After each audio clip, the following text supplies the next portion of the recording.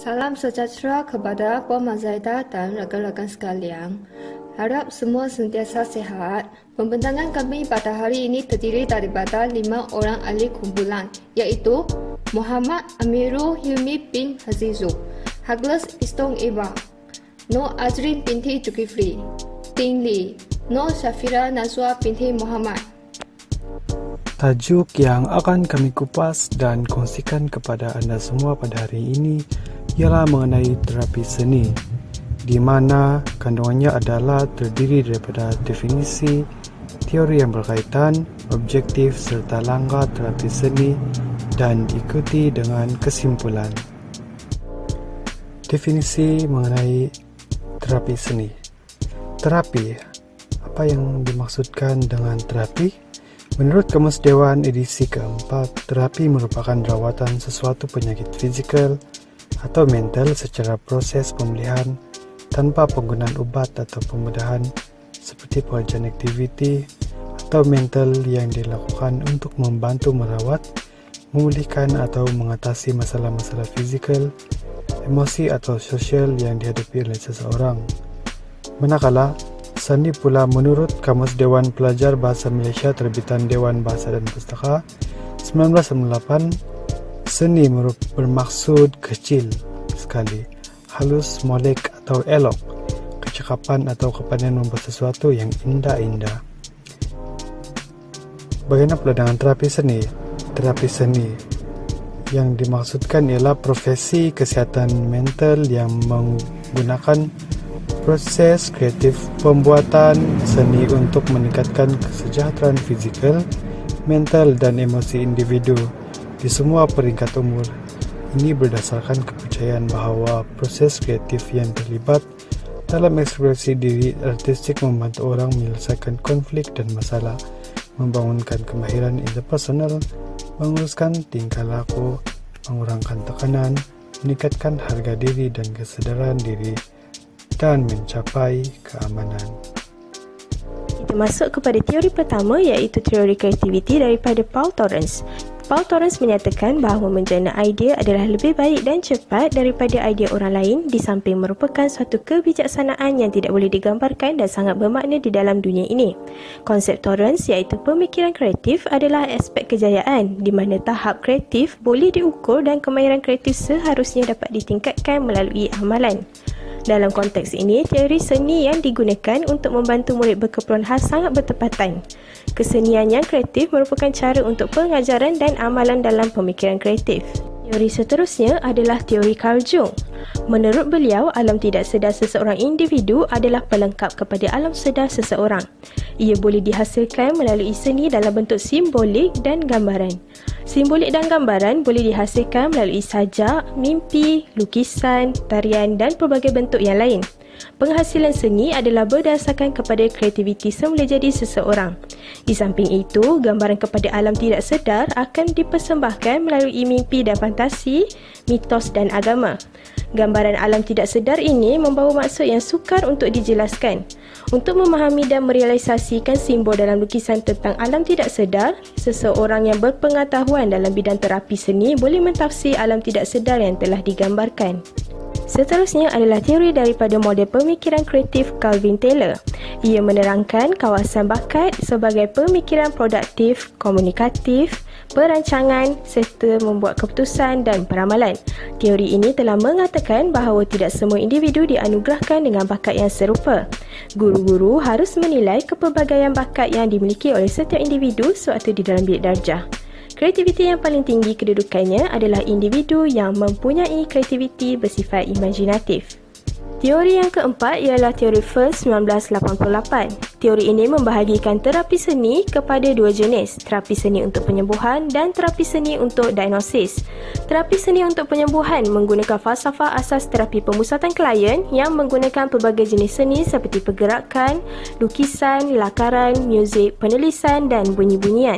Dalam terapi ini, ahli terapi mesti bersikap empati terbuka, jujur, kongruen dan penyayang. Terapi jenis ini menggabungkan kepercayaan bahawa setiap individu mempunyai harga diri dan berkebolehan untuk mencari jalan hidup sendiri. Ia adalah satu proses pencarian kendiri yang terhasil daripada emosi dalaman yang tersimpan. Terapi seni untuk diagnosis pula adalah berdasarkan teori Carl Jung 1963. Dalam terapi ini, ahli terapi tidak boleh meletakkan sebarang tingkah laku ke atas klien. Ahli terapi mestilah sanggup bersama-sama klien untuk meneroka alam tidak disedarinya. Hal ini kerana alam tidak disedarinya adalah pelengkap kepada alam sedar seseorang klien.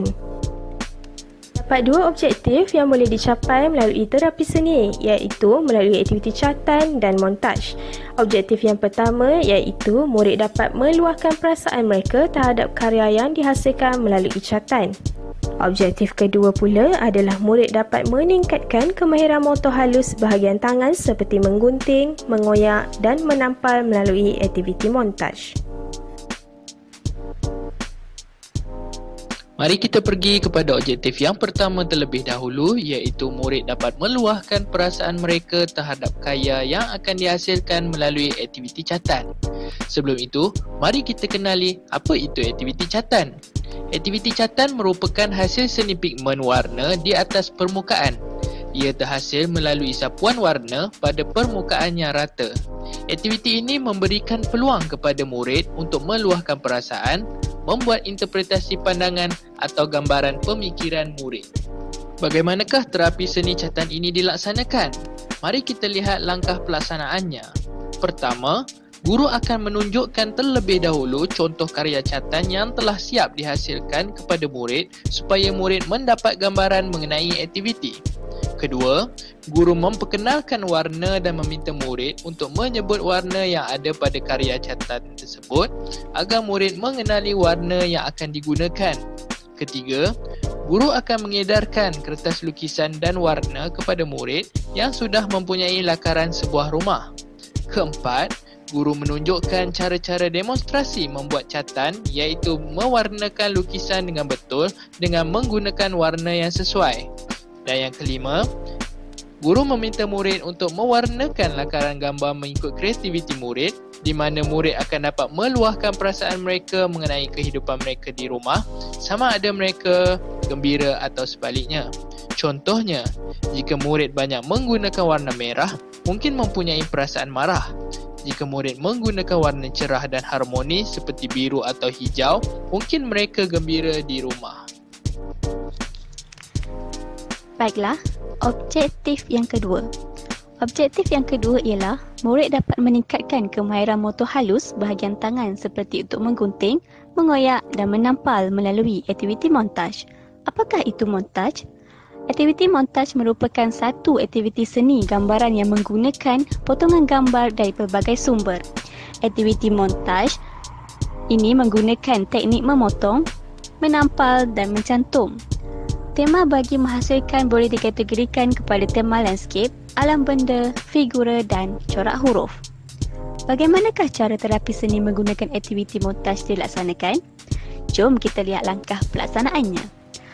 Langkah pertama, guru akan memperkenalkan aktiviti montaj kepada murid dengan memberikan sedikit penerangan. Yang kedua, guru menunjukkan contoh montaj yang menarik yang telah siap dihasilkan kepada murid supaya murid mendapat gambaran. Langkah yang ketiga, guru memberikan penerangan mengenai bahan yang perlu digunakan untuk menghasilkan montaj seperti kertas warna, gunting dan juga gam. Guru membuat demonstrasi cara menghasilkan montaj satu persatu kepada murid supaya murid mengetahui cara yang betul untuk memotong, menampal dan mencantum. Langkah yang kelima, guru membahagikan murid kepada beberapa kumpulan kecil. Contohnya, satu kumpulan mempunyai 3 orang murid untuk menyiapkan sebuah montaj. Akhir sekali, guru meminta murid untuk menghasilkan montaj mengikut kreativiti mereka dalam kumpulan masing-masing. Secara kesimpulannya, terapi seni banyak memberi peluang kepada murid untuk menghasilkan karya sendiri dan juga memberi peluang kepada murid untuk meningkatkan tahap kreativiti mereka. Terapi seni juga salah satu cara untuk murid meluahkan atau ekspresikan perasaan mereka. Kelebihan terapi seni untuk guru ialah guru dapat mengesah masalah dalam diri murid. Sebagai contohnya, jika murid merasa marah, guru boleh melihat warna yang digunakan oleh murid dalam menghasilkan sesuatu tugasan. Selain itu, guru dapat mengenali murid dengan lebih mendalam melalui terapi seni. Contohnya, warna yang diminati oleh murid, sesiapa yang disayangi oleh murid, latar belakang hidup murid dan lain-lain lagi. Oleh itu, banyak kelebihan yang boleh diperolehi melalui aktiviti terapi seni bukan sahaja untuk guru, malahan untuk murid. Sekian, terima kasih daripada kumpulan kami.